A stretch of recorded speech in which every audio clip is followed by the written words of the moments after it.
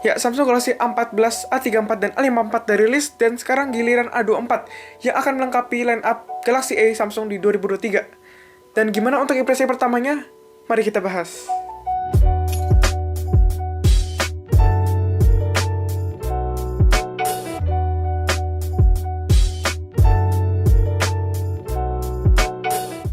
Halo guys, sama saya Felix dan balik lagi di Jix. Dan ini adalah Samsung Galaxy A24, yaitu handphone terbaru Samsung yang rilis di bulan Mei ini. Dan A24 harusnya levelnya tuh di atas A14 dan di bawah A34. Jadi bisa dibilang ini kategorinya entry to mid range. Dan untuk variannya dia cuma punya satu, yaitu RAM 8GB dan storage 128GB di harga 3,5 jutaan. Dan gimana pendapat saya terhadap Samsung Galaxy A24 ini?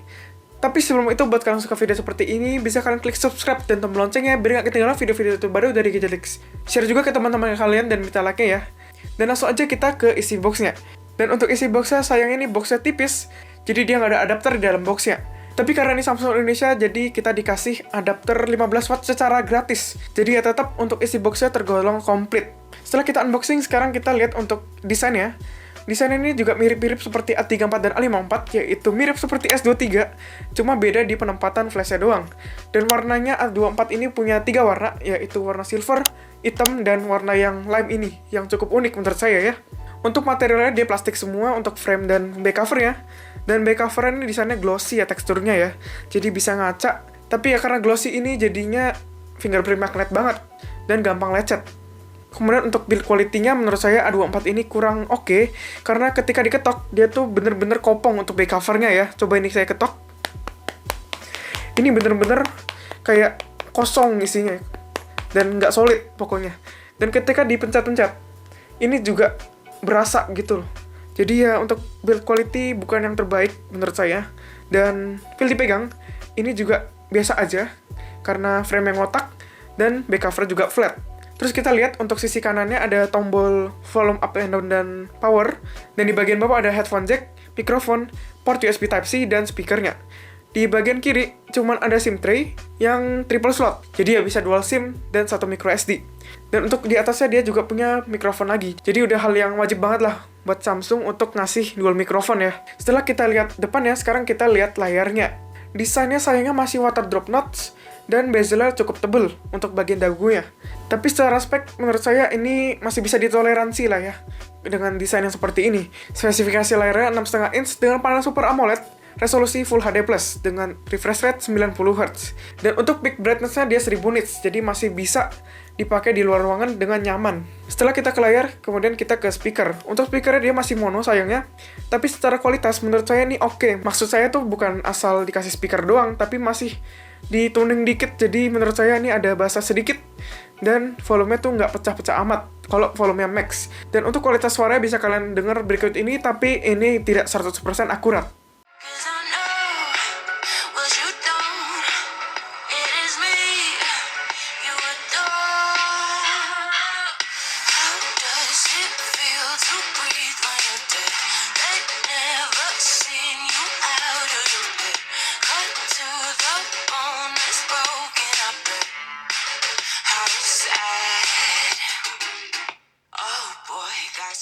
Ya, setelah kita lihat untuk bagian luar ya, sekarang kita lihat dalemannya, yaitu spesifikasinya. Untuk spesifikasinya dia pakai SoC dari MediaTek Helio G99, dan Helio G99 ini berfabrikasi 6 nanometer, dan jadi salah satu SoC 4G yang paling kencang yang masih bisa dibeli sampai sekarang. Dan kita lihat aja untuk hasil pengujiannya. Pertama, kita tes untuk benchmarknya. Untuk Antutu, dia dapat 355 ribuan. Dan untuk aplikasi benchmark lainnya saya nggak pakai karena keterbatasan waktu. Jadi langsung aja kita ke tes gamingnya. Tapi sebelum saya pakai buat main, saya udah nyalain alternate game performance saya di settingan game booster. Jadi dia nggak bakal nahan-nahan banget untuk performance-nya. Pertama, kita langsung aja gas untuk Genshin Impact.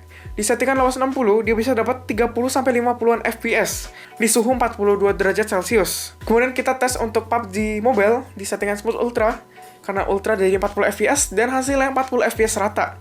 Dan kita tes juga untuk ML di settingan High dan High. Dia bisa dapat 60 FPS rata juga, karena ya ML juga udah ringan banget sama PUBG itu ya, udah tutup mata aja ini udah bisa buat gaming ML dan PUBG. Untuk CODM apalagi di settingan medium dan high, ini bisa dapat 60-70 FPS. Dan untuk gyrosnya dia aman, dan touch delay-nya juga aman, jadi nggak ada touch delay sama sekali. Jadi kesimpulannya menurut saya Helio G99 ini cukup powerful dan menarik banget untuk ditaruh di HP mid-range ini. Karena ya performa yang cukup stabil. Dan setelah itu kita bahas ke hal yang lumayan penting, yaitu di kameranya. Jadi konfigurasi kamera itu kamera utamanya 50 megapiksel ber-OIS. Untuk kamera ultrawide dia dapat 5 megapiksel dan sisanya 2 megapiksel untuk makro. Kok masih ada ya kamera bonusan gini ya. Jadi ya udahlah. Untuk hasil kameranya bisa kalian lihat berikut ini.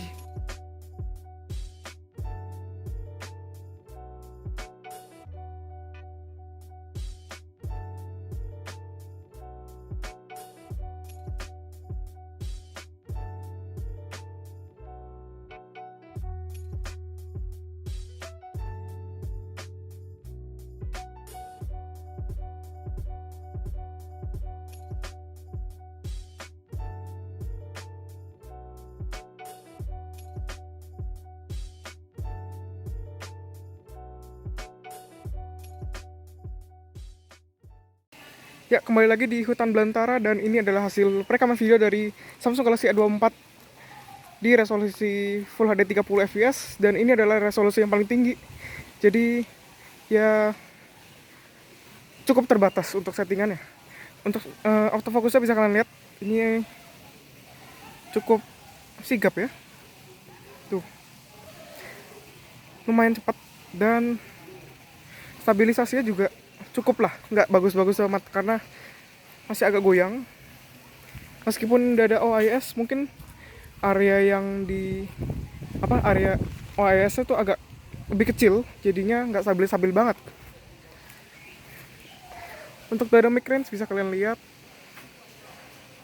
cukup oke. Ini langitnya masih kelihatan dan sayangnya dia nggak bisa pindah-pindah lensa ya ke ultrawide, jadi kita mesti pisah videonya. Sekarang kita pindah ke ultrawide kali ya. Oke, ini adalah untuk lensa ultrawide nya. Bisa kalian lihat ini untuk kualitas gambarnya lebih menurun,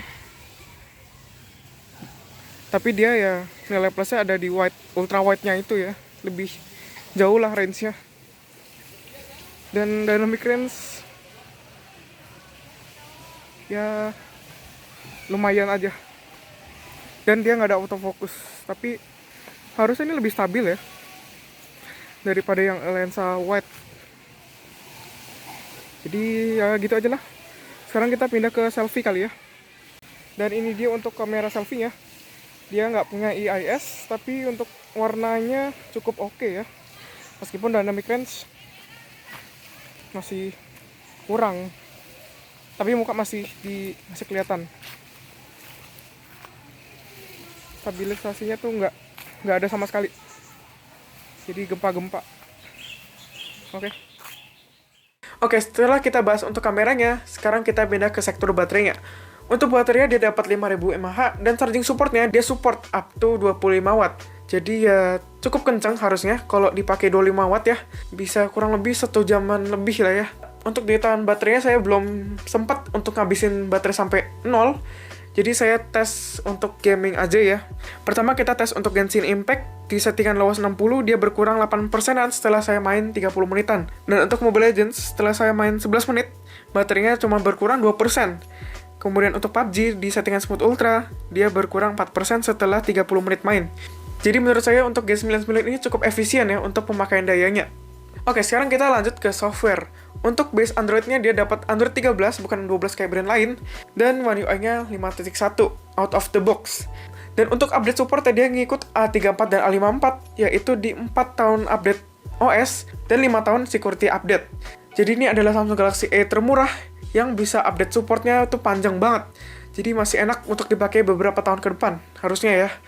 Untuk UI-nya seperti biasa, saya udah sering banget ngomongin untuk One UI ini saya suka banget. Karena untuk optimalisasi softwarenya dan fitur-fiturnya. Dan juga dia minim iklan, jadi nggak terlalu meresahkan lah ya untuk UI-nya. Oke, terakhir kita bahas untuk perintilan-perintilannya. Yang pertama adalah haptic feedback. Untuk haptic feedback-nya menurut saya ini kurang banget. Jadi ini berasa HP 1 jutaan. Jadi saya nggak terlalu rekomenin untuk pakai haptic feedback-nya karena terlalu murahan. Dan juga A24 ini punya NFC, jadi dia bisa ngecek atau nambah saldo e-money atau e-toll card gitu ya. Dan terakhir, untuk keamanan dia punya sensor side fingerprint yang nggak terlalu sigap-sigap amat ya menurut saya. Dan kesimpulannya, Samsung Galaxy A24 ini menurut saya racikannya cukup oke, karena dia pakai Helio G99 dan kameranya juga masih bisa dibilang oke lah di kelasnya. Cuma dia dikorbaninnya di haptic feedback dan juga di build quality-nya yang kopong ini.